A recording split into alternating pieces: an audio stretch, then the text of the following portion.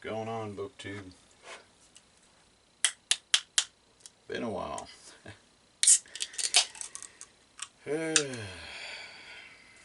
Cheers, my friends. This is my wrap-up, which probably should have been my October, but it kind of spilled over because I've been a bit busy. But hey, stuff happens. So, here we go. This is what I read in October and November. First of all, Indisputably Doris by Charles Heathcote for Todd and Dane's Indie Readalong. And if you're not familiar with the first in the series are Doris, this is the second one, Indisputably Doris. And Charles, he's here on Booktube, so you need to check him out, Charles Heathcote. Doris is she's an interesting character. It's an older gal. Her husband's name is Harold, but is often referred to as Harold. Same way with Doris. In this book, she was she wanted to become the chairperson over the Women's Institute, and there's a bunch of stuff that happens. A lot of friction between her contemporaries, and her husband's always on the fringe. They're dealing with everything that's going on. But this was easily a 4-star read. And well, here's something I found interesting. There was a medium named Wanda Sykes in this, where her actual title was Medium and Mobile Nail Technician. I thought that was kind of hilarious. I don't know if y'all know who Wanda Sykes is, but you probably do. But it's good work, Charles. Enjoyed this one. Like I said, 4 stars. Sometimes the humor's subtle, sometimes it's not so subtle, but it's prevalent. And then there was The Lost Conspiracy by Frances Hardinge. And this is the second book I've read of hers, and she came highly recommended from my friend Cara over at Wilde Book Garden. But with this one, I kind of liked it better than The Lie Tree. I think it was the world building that impressed me, because you have an island, and then you have all these different like small pockets of people, and they each have their own thing going on, and the dynamic, it's really interesting, and there's some mystery. I don't do spoilers, but this was I gave this 4.25 stars, and thank you, Cara, for recommending Frances. I'm going to check some more of her stuff out, but again, you might want to check this out. I mean, there's Ashwalkers in there, and various characters, and this person has control on this section of the island, this one has control on this section of the island. These people specialize in this, these people specialize in that, these people have their burial rituals. It's pretty well done. And then I read The Rose That Grew from Concrete. It's some of Tupac's writings.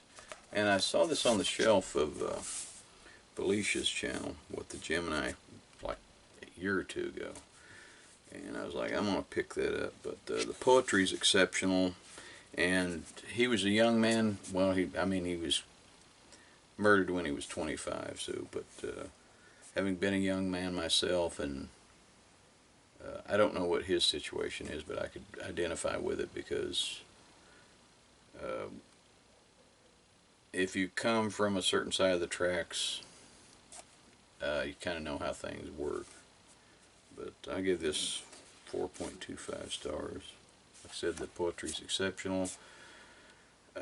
Gives you a little insight into what he was dealing with.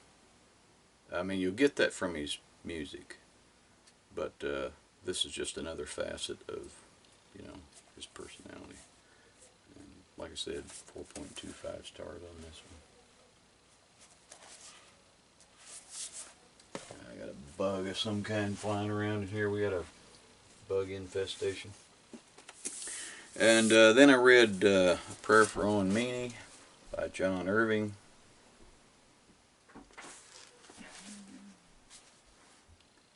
And this turns out it's one of the best books that I've read this year. And I'll read you the first sentence now. Those among you that aren't religious, this book is not centered on religion. It's centered on one person's belief that they are destined to do something. And the character Owen Meany, you know, he's a small person. And anyway, let me read you. This is the first sentence. I am doomed to remember a boy with a wrecked voice, not because of his voice, or because he was the smallest person I ever knew, or even because he was the instrument of my mother's death, but because he is the reason I believe in God. I am a Christian because of Owen Meany. Now, like I said, this book here, I teared up at the end. Not ashamed to say that, and gave this 5 stars. And there's not a whole lot of books that have that effect on me. So those are the ones that I read. Like I said, I should have had that done October, but stuff goes on, and you know, life happens and whatnot. This is what I'm going to attempt to read. If you can hear me over that stupid bug back there. The Giver by Lois, Lowry. And I'm doing a buddy read with Stephanie. And I know she's way ahead of me. She was on like chapter 3 the other day when she commented. So my apologies to you, Stephanie. I'm getting after it. So just bear with me, please. So, I've heard a lot about this book, and I'm looking forward to reading it. Then we have, I'm not sure if this book qualifies. I have a book on order that has not arrived yet. I don't know if it's because of the holidays or what, but it's slow getting here. But I'm reading this in for Todd and Dane's Indie Readalong. And that's Chills by Mary Sangiovanni.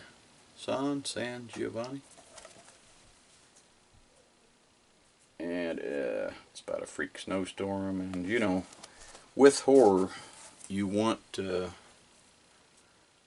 people to be isolated, because then something can happen to them. I mean, that's a good plot line. Then I have Blood in the Cage. Pardon me. Not Plud. Blood.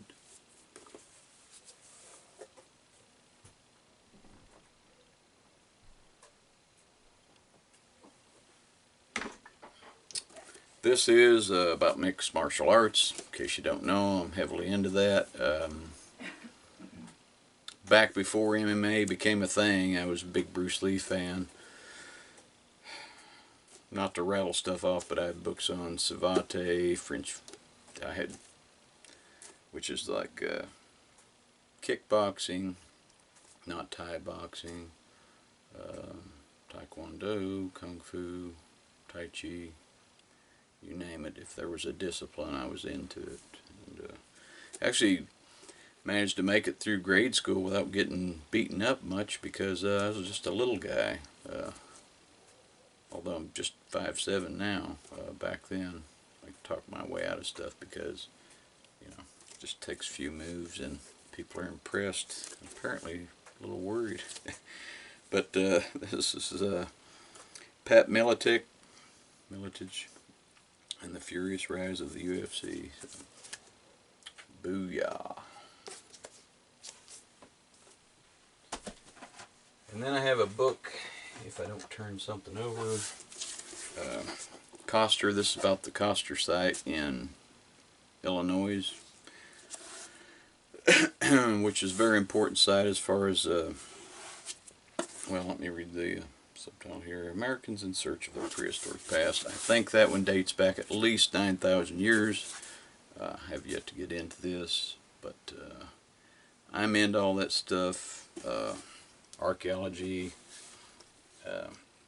anything to do with Native Americans, even paleontology. Just keep coming over here and I'll swat you. Hang on, I'm going to do it. Nah. I want to get bug guts on this book anyway. Anyway, I'm going to give this one a whirl. So, hope that was entertaining. I'm not going to pull the Russell Crowe thing from Gladiator. Are you not entertained? Got a giggle out of my wife in there. Alright, thanks for watching. Don't forget to give this video one finger up. And I'll catch y'all on the next one. Cheers, my friends. Bye.